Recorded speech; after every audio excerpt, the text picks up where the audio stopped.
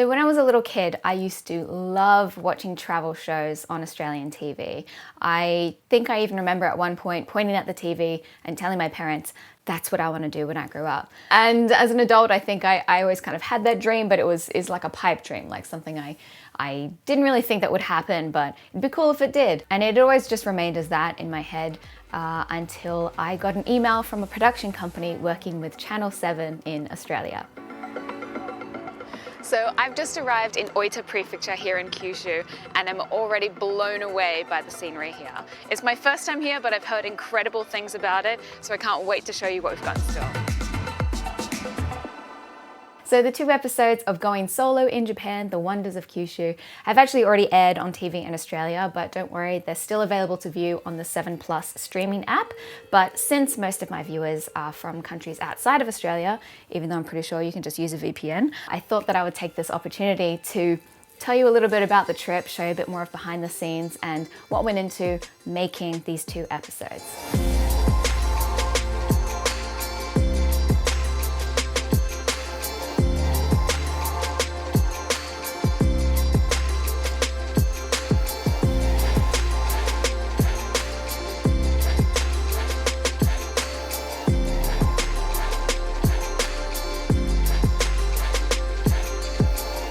So everything that you would have seen on the show is actually filmed very much out of order, but chronologically over the 5 days, this is what we did. So day 1, we actually only had 1 shooting location, which was very good because I was crazy nervous. This area is so beautiful. The place that we visited was called Towel Hill, which is part of the Asokujo National Park. And we were here to watch some kind of Taiko drumming performance. It's very traditional in Japan. And it was awesome.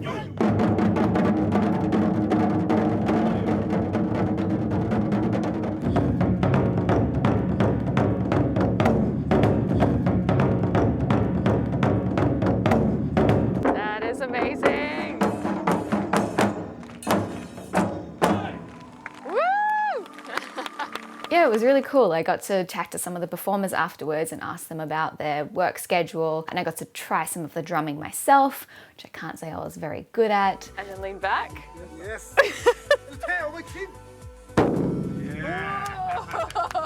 And then we finished the day with some tea and dessert, ready to start bright and early the next morning. So day 2, I woke up at around 3:30 a.m. I downed some doppio espresso. And then we drove to Beppu Bay for the first scene of the day, which is at around 6:30 a.m. right now, and we're about to get onto a fishing boat cruise. Let's go. So it was about a 30-minute trip across the bay, and it was really beautiful weather. They let me drive the boat for a bit. Full speed ahead! Is that a thing people say on boats? I don't know. I don't know who trusted me to be in this room, but I'm the captain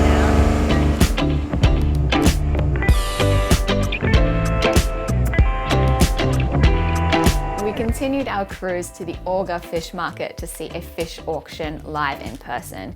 And to be honest, I really thought it'd be fishier, like smelling, than this. It doesn't smell like fish at all. I don't know how they do it, to be honest.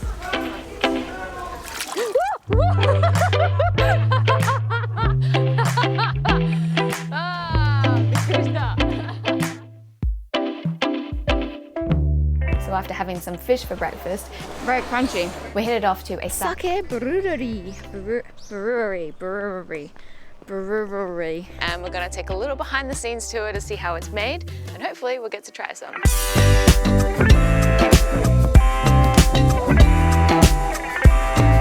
So one thing that I found really interesting about this particular brewery is that they play Mozart at all times in the warehouse, just to like enhance the quality of the final product. Yeah, it just kind of reminded me of like parents that play classical music for babies because they want to make them smarter. Because leading experts say Mozart makes babies smarter. Oh damn.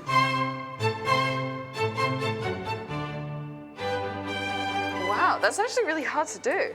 Perfect. Perfect? Yeah. All right. Got a new job in case YouTube doesn't work out for me. So the really cool thing about Chiebijin sake is that during the brewing process, it actually turns like this bright pink color. And it was really cool. I've never seen pink sake before. This is really pink. It's very cool. Very excited to try. So after drinking probably a little bit more sake than was necessary for the shoot, we headed off to Matama Beach, which is actually one of the top 100 best sunset spots in Japan.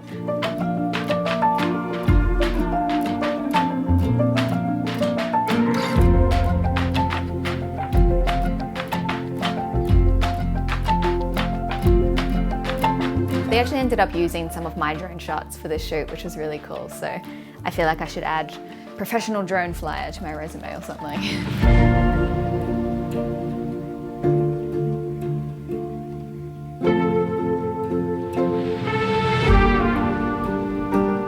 On the third day, we drove a few hours north to Sonada Farm in the Kinusaki Peninsula, and this is where they grow shiitake mushrooms, and it's so cool. I've never seen, I had no idea how they made them. Yeah, it's awesome. Someone's flying a drone. I want to fly my drone.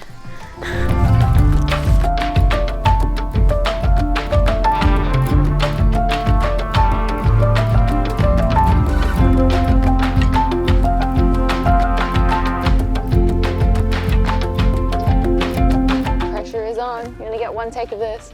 I say that, but then I go and pick like 12 more mushrooms. This is actually a really cool experience because I really do love shiitake mushrooms and I had no idea how they were grown. So now every time I use them in my cooking, I feel like I have a whole new appreciation for them, which is really cool. Wow, that is so good. So the next place that we headed to was called Nakatsu, a castle town of Oita Prefecture, famous for its traditional Japanese paper umbrellas, or wagasa. Konnichiwa, Hana desu. Konnichiwa. Akemi Kajiwara is one of the artisans who keep this 300-year-old tradition alive, and it's one of the only 2 remaining in Kyushu. Oh wow, it's so beautiful. Oh, thank you. So this was another one of those experiences that taught me so much and it made me just appreciate the art even more. Like, I had no idea it takes 2 months to make one of these umbrellas. All in all, a very fun experience. Day 4 was a big day of shooting because we had 4 or 5 different locations to shoot at and a very tight schedule. Luckily the sun came out because the first place we went to visit was a yuzu farm. Yuzu are a bit of a cross between a lemon and a lime. Oh, these gloves are so big. Okay. Okay. After that we got to visit the factory where the yuzu are sorted and zested. Whoa, that smell is crazy. I'm actually a pretty big fan of yuzu, so this was legitimately a really cool experience to see how it was produced. I just wish that I could like bottle up the smell that that factory had and just take it with me everywhere because it smelled like heaven. So the next stop was Kokonoe Yume Otsurihashi, and even though this was day 4 of filming, this was actually where we ended up shooting the opening shot for the whole show. So the pressure is on for me to do a good introduction because it's the first thing people will see. Still don't really know what I'm supposed to be saying. I guess we'll figure it out as we go. I have no idea what I'm doing.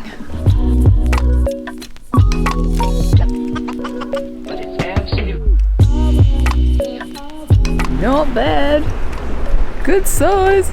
So I've just arrived in Oita Prefecture. It took about 6 or 7 takes alternating between me holding my camera, me vlogging to my camera, me holding the camera but then looking at the main camera, and me rhyming accidentally. And I've never seen it before, so I can't wait to show you what we've got in store. Before we finally got a shot that everyone was happy with. So the pressure's off. We filmed the opening.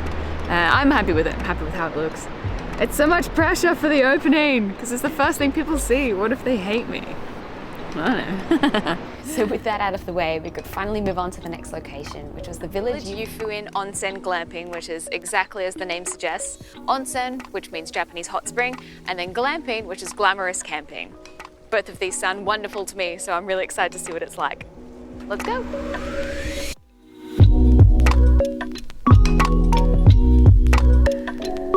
This is actually a really cool accommodation option in the area. We got to use all of their facilities like the onsen that they had, where I got to wear this like plastic modesty dress in the onsen because I obviously can't be naked on national TV. So that was the first time wearing that. We got to do a little bit of barbecuing with some live entertainment. And overall, it was just a really lovely evening. But we couldn't get too comfortable because we still had one more location to shoot at, which was at an Iaido dojo. This is a place where I get a Traditional samurai experience. I've got no idea what that means, but I'm really excited to check it out. Let's go. はじめまして、Hana です。こんばんは. You can speak in English if you like. Ah, thank goodness. So it was here that I got to learn from Nathan Baston and Azuma Sensei, and he was the coolest man ever. He's so cool. I don't know how to explain, but like he just like looks like he's got like wisdom, you know, like all the wisdom of like 1,000 years of knowledge or something. He's so cool. I don't know, he had this kind of like zen about him. I don't know how to describe it, but like his aura was just so calm, but you could just tell there was like bottled fire or something like that. Like he's had so much experience and so much training in this samurai sword fighting. So the sword that I had was fake, but at one point he let me hold his sword, which was real and very, very sharp and very heavy. And even his student, who's been with him for like 14 years, he'd never held it before. He doesn't even let me hold it. Oh, really? 持ったことないです. Oh, I feel so special right now. Honestly, it felt a little dangerous. I just felt like, I don't know, I just felt like I shouldn't be holding it, but it was such a cool experience. It was really, really incredible. The sword was so sharp that when you kind of just drop it through the air or like slice it down, it makes like you can hear it like cutting through the air. It was really cool. I think out of everything that we did on our trip, this was my favorite experience of the whole thing. It was amazing.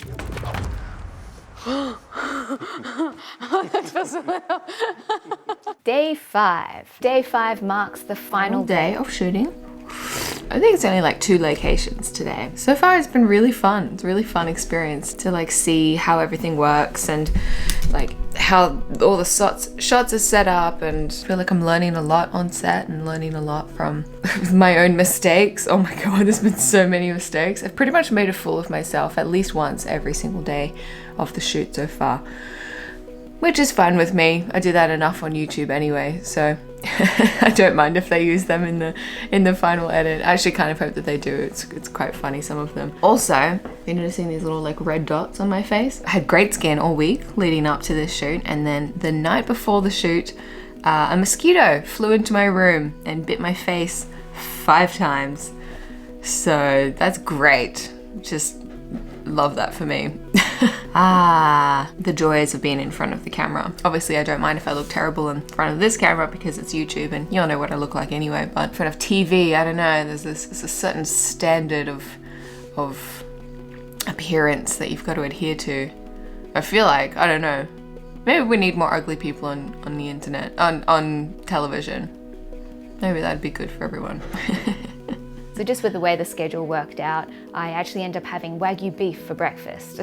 And to be honest, I was actually kind of nervous for this part because if you've watched my videos before, you know that I don't normally eat meat, and I haven't had beef for probably about like 3 or 4 years. I was nervous because I didn't know what my reaction was gonna be. I didn't know if it was gonna make me feel sick, and I didn't know how my viewers on YouTube and Instagram and stuff would think about it. So I posted a story on Instagram with like a long explanation of why it was that I decided to eat meat for this shoot. Basically, to break it down, I made a video a long time ago saying that I decided to be a lot more flexible with my diet for many reasons, but the main reason being that on a lot of these jobs and tourism promotional jobs, even for YouTube, they often want you to include the local specialty in the area or to talk about Japanese food and that kind of thing. In Japan, most of them contain some kind of animal product. So in my day-to-day life, 99.999% of the time, I have a predominantly vegan, vegetarian diet, but on these shoots and very, very occasionally,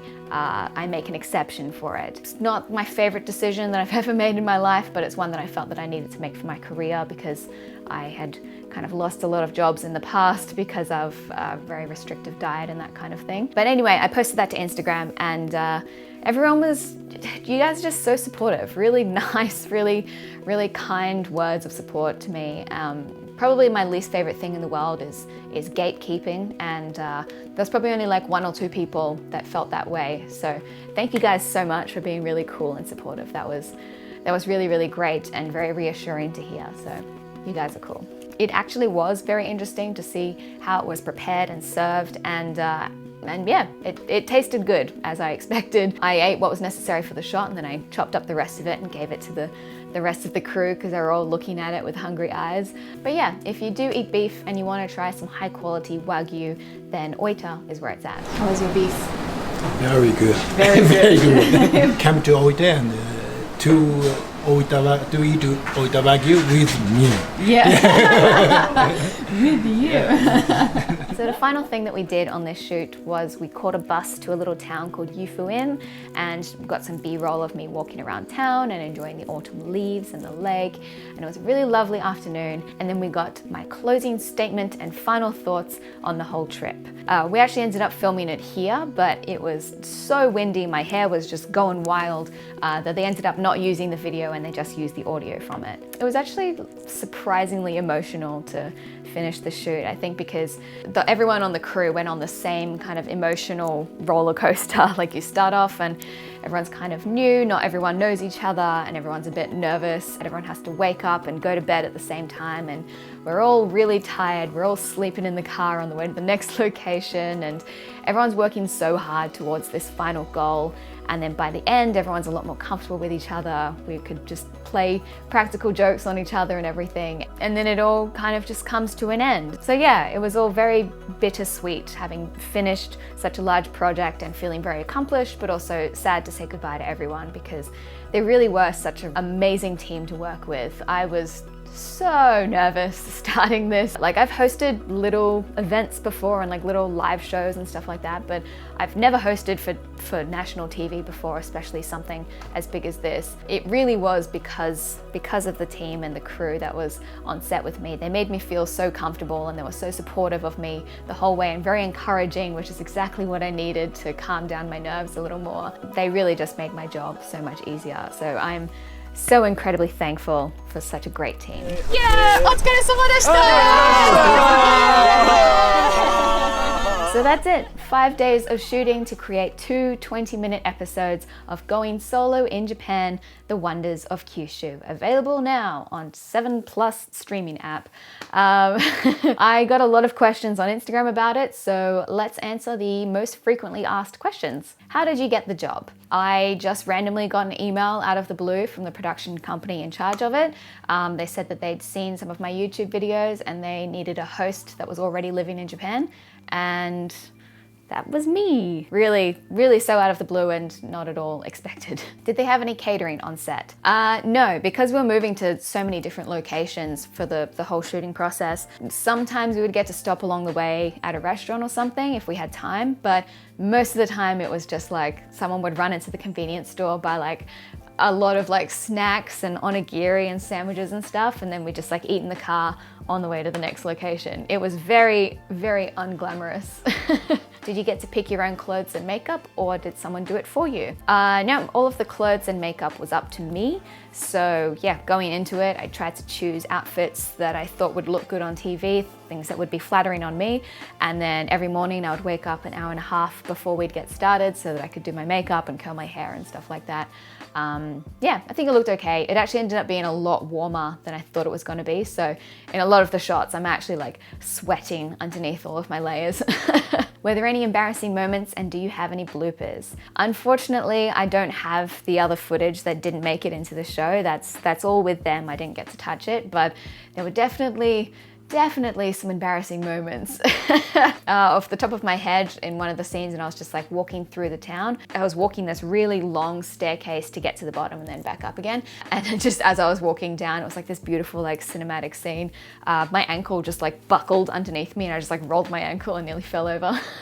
Luckily my ankle was fine, but it was very funny. Was the show scripted? Did you have a teleprompter? Did you make it up on the spot? No, the show was not scripted at all. Like, as in the words, the things that I said on set were not scripted at all. It was all just Kanso, which was the word of the shoot. They're like, Hannah, you're gonna take this, go over here, and then kanso, which just means give your thoughts on the topic. All of it was just improvised, my natural reaction, as natural a reaction as it could have been. What was the hardest part of the shooting? Honestly, the hardest part of shooting was when we get to locations, I kept on seeing the thing that I was supposed to react to. I kept seeing it beforehand, which was kind of annoying because then I would go in to shoot my reaction to the scene and then it wouldn't feel as genuine as the first time. And then sometimes we'd have to shoot the same reaction again and again and again, and I'm trying to act as if it's the first time I've seen it, but then it just like my face starts to get a little more like frozen, and then all of a sudden I'm having this like existential crisis where I'm like, who am I? What do I even sound like? It was really tough to remain genuine, but to still put on a good show. It was very different, very, very different to YouTube. How was it working on TV versus YouTube? I got this question a lot, and honestly, it was like apples and oranges. They're both so different. Like the main reason being that I'm not in charge of this shoot, I'm not in charge of the edits, I'm not in charge of the content that goes into it. The only thing I'm in charge of is my reaction to things. I would just have to do the very, very best that I could, and then I just cross my fingers and hope that they chose the best take. And yeah, the biggest difference is that I didn't have to edit it, which was kind of great. It was really nice to have finished the 5-day shoot and then to be like, I'm done, I finished, I've done my work. Will you do it again? Is there talks of a new season, or is this just a one-time thing? Once again, this is kind of out of my hands. If they were to make a second season or go into a different area of Japan and they wanted me to host it again, I would love to do that. I had so much fun just kind of like dipping my toes into it a little bit. If Channel 7 would like to film another series, you know who to call. But yeah, it was a really great experience and I would love to do more of it. And that is it for my first ever travel TV hosting experience. It's honestly something that I never thought that I would get to do. And the only reason that it was made possible was because of YouTube and because of you guys watching my videos and supporting and that kind of thing. So thank you so much if you've showed me any kind of support in the past 4 years that I've been making videos on YouTube. I say it all the time, but I really do appreciate you guys. You're really cool, really supportive, really chill. Thank you Channel 7, thank you OAB, thank you DOQ, thank you to you guys for your support and for believing in me and trusting me to be a host of a TV show in Australia on Channel 7, which is still kind of mind-blowing to me a little bit. But anyhow, I'm gonna stop talking.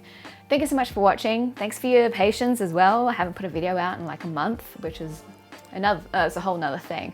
I've got extra videos on Patreon, I've got things on Instagram, so go and check that out if you want to. And then I will see you next time. Bye. They've actually already, and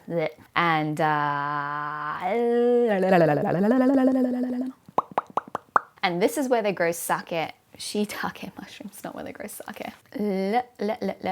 During the brewing, ready to start bright and early the next morning. So let's get started. So let's get started. So let's get started. So let's get started. Let's get started. So let's get started. So let's get started. Let's get started. On the 7+ streaming demand app, which was at an Eido dojo. At an Eido dojo. An Eido was at an Eido dojo. Eido dojo. Eido dojo. Is it better with an Australian accent or like full Japanese pronunciation?